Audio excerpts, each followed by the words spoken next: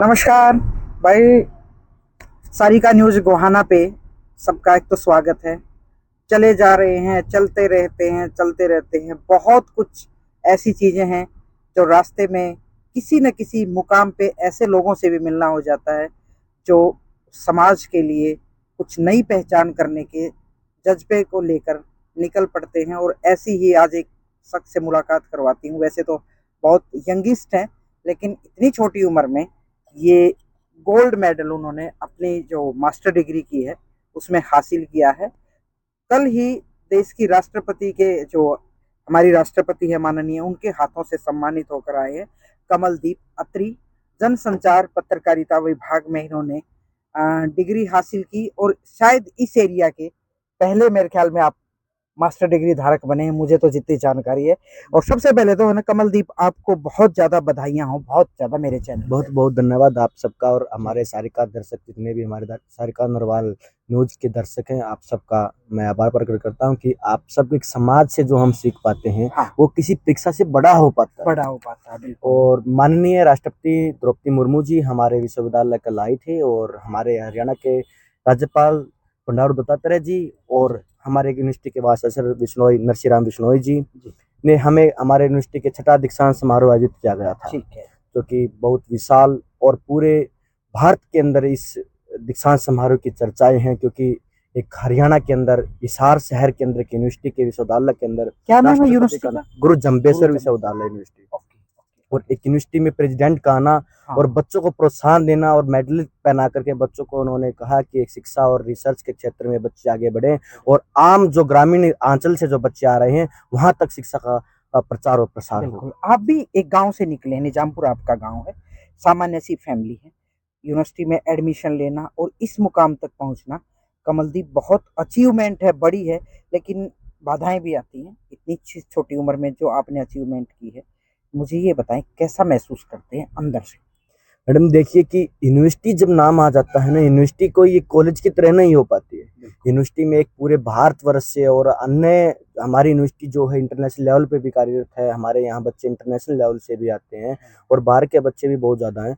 Competition का अगर मामला देखें, एडमिशन लेने से पहले फॉर्म फिल करते ही कंपटीशन शुरू हो जाता है, क्योंकि एक विश्वविद्यालय के अंदर कुछ सीमित सीटें ही होती हैं जिन पर आप अपना परीक्षा दे करके उनको अपने हक में लेकर आ सकते हैं। मेरे डिपार्टमेंट का नाम जो है नॉर्थ इंडिया में सबसे बेस्ट इंस्टीट्यूट्स के नाम से जाना जाता है। मास कॉम जर्नलिज्म के अगर आप कहीं भी आप जाएंगे इस एरिया के अंदर और पूरे भारतवर्ष में अगर आप गुरु जम्बेश्वर विश्वविद्यालय से हैं तो आपका कोई ना कोई परिचित इस डिपार्टमेंट जनसंचार विभाग से रिलेटेड आपको मिल जाएगा। बहुत सारे APRO DPRO और पॉलिटिकल कंपनीज में बहुत बड़े बड़े नाम यहाँ पे आए हैं। मैंने तब यहाँ पर एडमिशन लिया। उसके परीक्षा की तैयारी मैंने तब की, तो मैंने परीक्षा के जो हमारा एंट्रेंस टेस्ट हुआ था वहां भी मैंने टॉप किया था। अच्छा। और क्योंकि आप जैसे मैं पहले से ही मेरे अंदर एक ये था कि मुझे पत्रकारिता के क्षेत्र में कुछ करना है, तो आप जितने भी लोग मेरे माननीय रहे हैं, पत्रकार साथी रहे हैं मेरे शहर के या अन्य दूर दराज के इलाकों के जो मेरे साथी रहे, मैंने उनसे बहुत कुछ सीखने की कोशिश की। एडमिशन से पहले मेरे के अंदर एक रुचि थी कि मुझे पत्रकारिता के क्षेत्र में कुछ नया आयाम को छूना है। एक पैशन के तौर पे आपने, मतलब एडमिशन ही पैशन के तौर पे? जी जी बिल्कुल बिल्कुल। मैं पहले पॉलिटिकल साइंस का स्टूडेंट था, लेकिन जब मैंने देखा कि लिखने की कला मेरे अंदर है, समझ है, राजनीतिक समझ है, पॉलिटिकल समझ है, सामाजिक समझ है, क्योंकि जो सामाजिकता के साथ में जो काम है जन पत्रकारिता के अंदर, वो एक सब चीजों का मिश्रण है।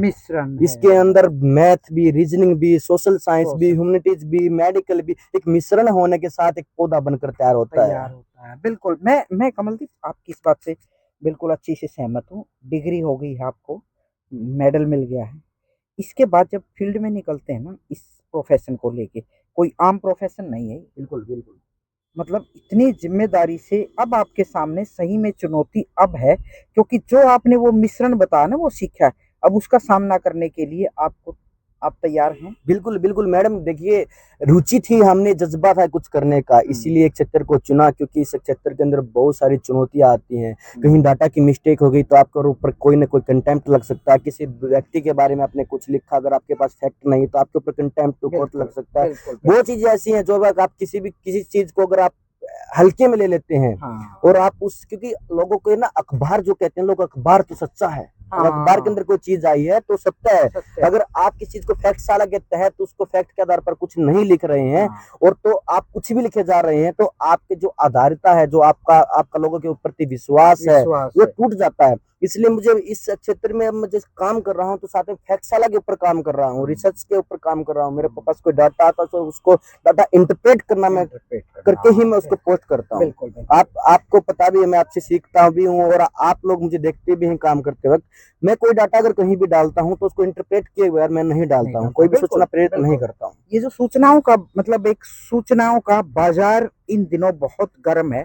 इतने सोशल मीडिया प्लेटफॉर्म है, यूट्यूब, एक्स, ये वो, और उन पे लोग काम करते भी हैं।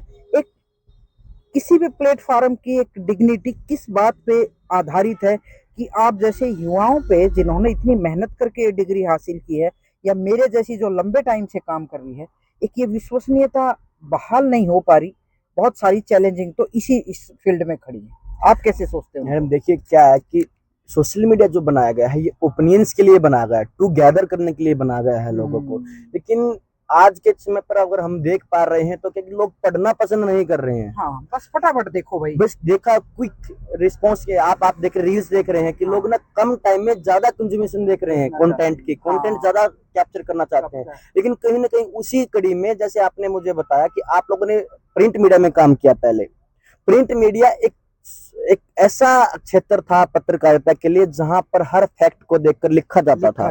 लेकिन अब फिलहाल क्या कि प्रिंट मीडिया के साथ साथ जो अभी इलेक्ट्रॉनिक मीडिया का दौर जो चला हुआ है देश के अंदर, इसमें कुछ साथी ऐसे पोस्टें डाल देते हैं कि उनको बगैर फैक्ट्स वेरीफाइड किए हुए डाल देने के बाद लोगों की विश्वासता खत्म होती जाती है। और प्रिंट की आज भी इसलिए बनी हुई है क्योंकि लोग जो लिख रहे हैं उसकी पुष्टि है तभी लिखी गई है। पुष्टि आधारित अखबार को तो हम कई बार नाम बदलवाने के लिए देते हैं कि भाई हाँ इन्होंने अखबार में दिया है, वही बात है। और सोशल मीडिया पे आजकल ऐसी बात नहीं, बहुत सारे ऐसे सोशल मीडिया ट्रस्टी प्लेटफॉर्म्स भी हैं जो साथी हमारे पहले प्रिंट मीडिया में काम करते थे, आप हैं और भी कई साथी हैं।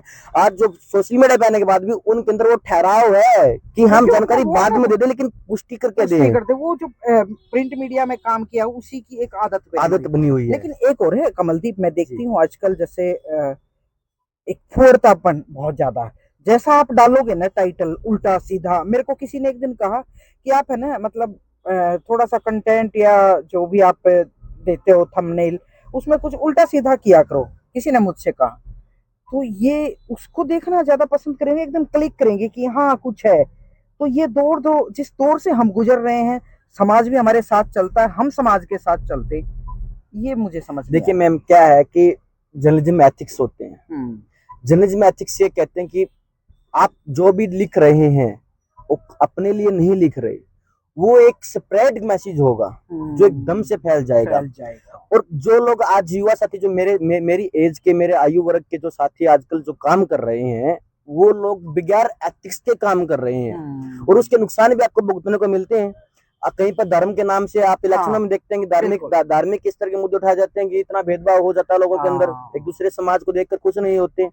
उसी प्रकार से कई जगह आप देखें कि मिसलीड न्यूज कई बार दंगा करवा देती हैं। लेकिन एक अच्छा जर्नलिस्ट का क्या है कि उसको एथिक्स का पता होता है कि ऐसी कोई खबर स्प्रेड नहीं की जाए जिससे दंगा हो जाए, लोगों के मनमुटाव हो जाए, प्रशासन के हालात बाहर हो जाए। उसकी जिम्मेदारी तो फिर उसी मीडिया पर्सन को लेनी पड़ेगी ना जो उस प्लेटफॉर्म को चला रहा है। लेकिन एट द एंड क्या होता है कि ऐसे भी कोर्ट केस चलते रहेंगे, लेकिन जो घटना घट चुकी है उसको ठीक तो नहीं किया जाएगा। उन लोगों के मन मुटाव आपके ऊपर कोई अभी एफआईआर हो जाती है, मेरे ऊपर कोई एफआईआर हो जाती है, मैंने कोई ऐसा कंटेंट डाला, लेकिन अब उसका किसी को नहीं पता है, लेकिन एक खबर वायरल हुई, लोगों के मन के अंदर मतभेद हो गई, वो कभी भर नहीं पाते। लोग कहते हैं ना कि एक शायर कहते हैं कि भाई जो दिल के अंदर घाव होते कभी भरते नहीं है, वही बात है। हाँ, बहुत बहुत शुक्रिया कमलदीप को एक बार फिर से बधाई। और कमलदीप, आपके परिवार की और हमारे समाज की या इस क्षेत्र की खुशियां है ना इस मेडल के साथ दोगुनी हो गई हैं।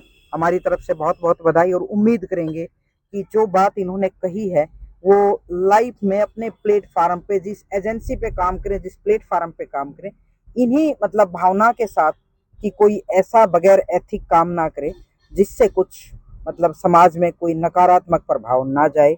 और फिर किसी दिन इनका काम करते करते मुलाकात करेंगे। यंगिस्ट है, मैं इनसे भी कुछ ना कुछ सीखती रहती हूँ क्योंकि हम एक दूसरे के सीखते हैं। मतलब कभी भी सीखने की कला को हमें बंद नहीं करना चाहिए। मैं तो हमेशा सोचती हम हूँ। आपसे लिखने की कला सीखते हैं, हाँ, प्रिंट हाँ, मीडिया हाँ, से हैं, तो हम यूथ हैं, तो हम सोशल मीडिया के हैबिचुअल, हम जेन जो जनरेशन है उसके हिसाब से हम आपको सोशल मीडिया सिखाते रहते हैं। बिल्कुल। एक दौर है सीखने दौर का, करने का, करने का। चाहत का, और ये चलता ही रहेगा। चलता रहेगा, और हम बिल्कुल एक दूसरे से मिलते रहेंगे और नए नए कंटेंट भी आपके साथ साझा करते रहेंगे। बिल्कुल बिल्कुल। और मैडम, आपसे हमने बहुत कुछ सीखा है, इसके लिए भी आभार प्रकट करता हूँ। इस समाज से मैंने बहुत कुछ सीखा है, लोगों के बिल्कुल अंदर रह के मैंने जर्नलिज्म सीखी है। बिल्कुल। तो इसके लिए आप सबका तहे दिल से आभार प्रकट करता हूँ। आप सभी साथियों का मेरे लिए बहुत बहुत धन्यवाद, शुक्रिया आपको शुक्रिया अदा। शुक्रिया भाई। हांसी पहुंच गए, हम गोहाना से चले थे, धीरे धीरे रोक रोक के बीच में हमने बात की और आज हिसार तक का सफर करना है। कमलदीप ने मुझे कल बुलाया नहीं दीक्षांत समारोह में, ये मेरी शिकायत है। दर्शकों पे छोड़ती हूँ, इस पे कमेंट्स करें और इसको लाइक करें।